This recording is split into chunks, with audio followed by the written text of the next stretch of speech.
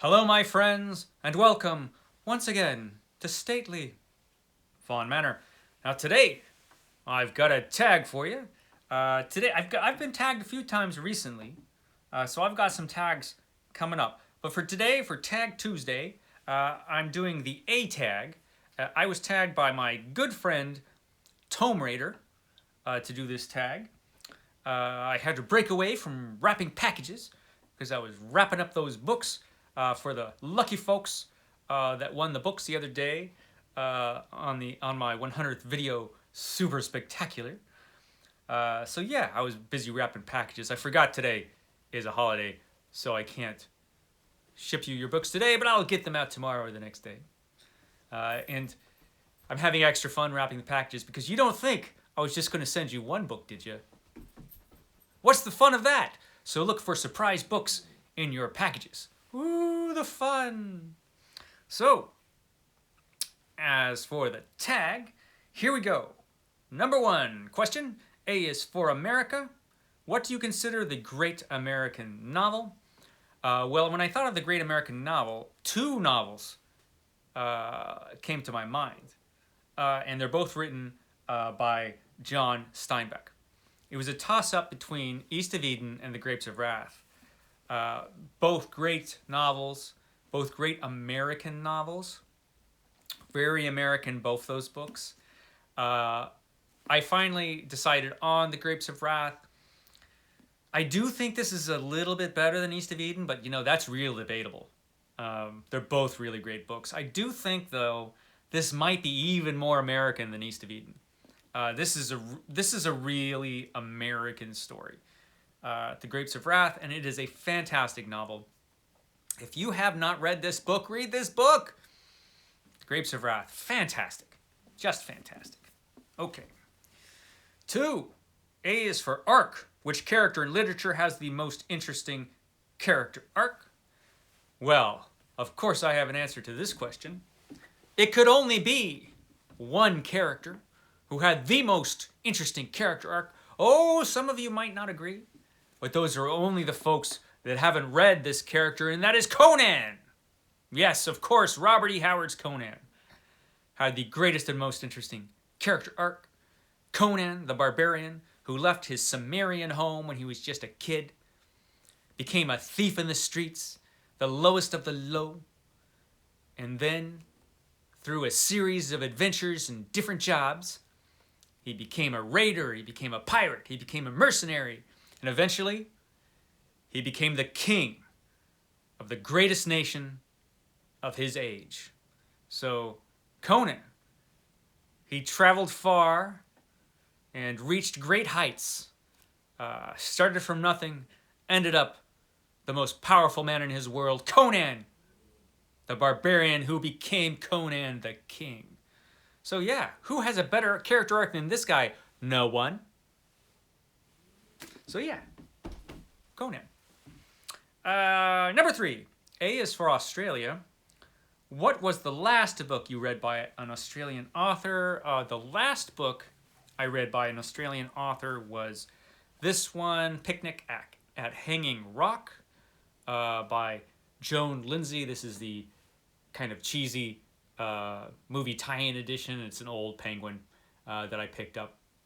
I didn't get around to reading this, though, until a couple of years ago. And I think that might be the last Australian author that I read a whole book by. So, this one. Okay. Where are we? A is for Austen. What do you plan to read for Jane Austen July? You know, I forgot to bring that over. Hold on, folks. I'll be right back. I know I've got it around here somewhere. Okay, here it go. Here it go. Pride and Prejudice is the one I'll be reading in July. I got a battered, beat-up copy here of Pride and Prejudice.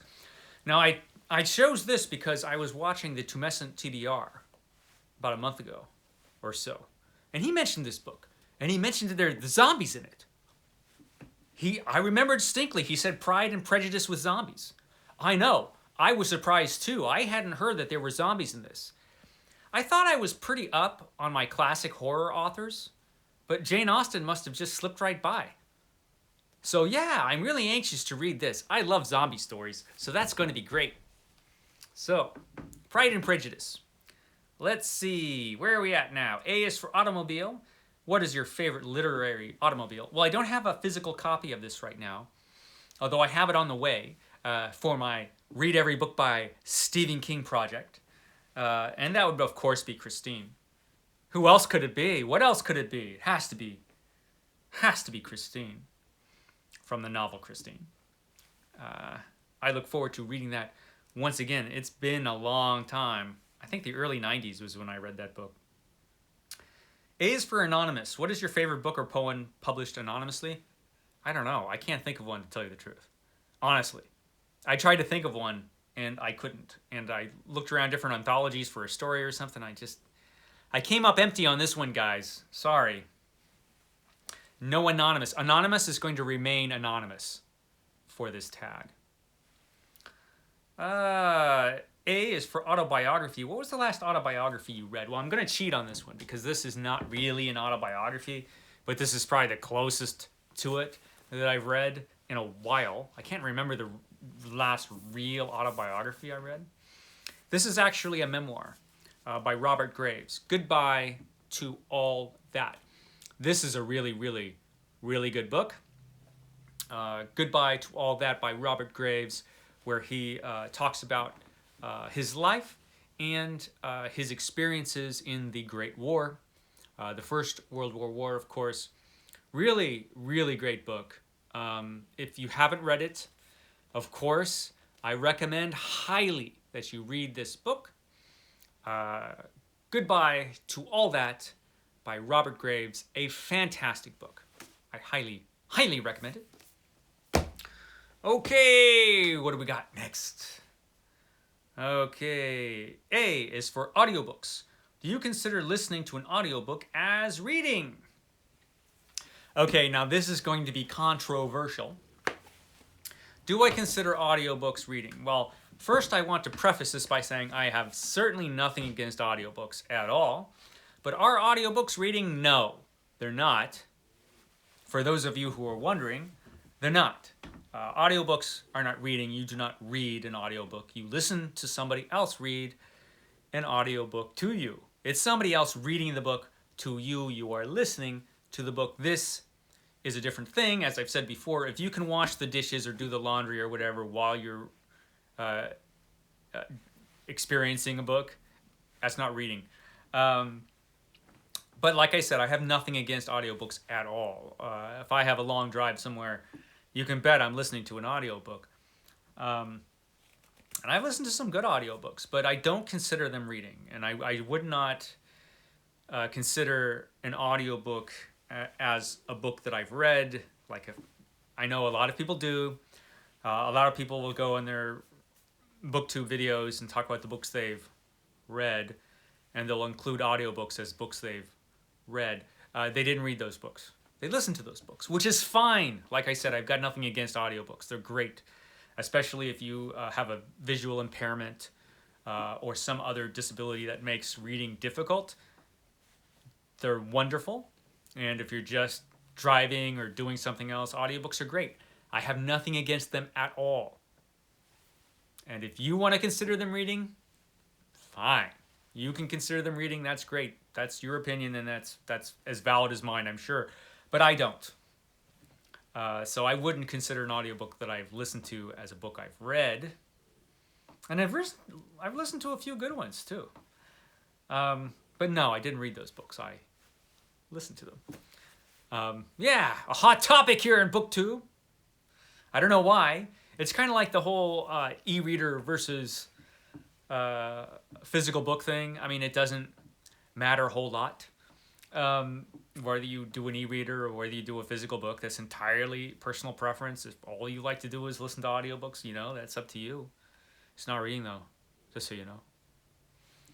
So yeah, and that I think was all. So who am I going to tag? I think everybody's done this tag, to tell you the honest truth.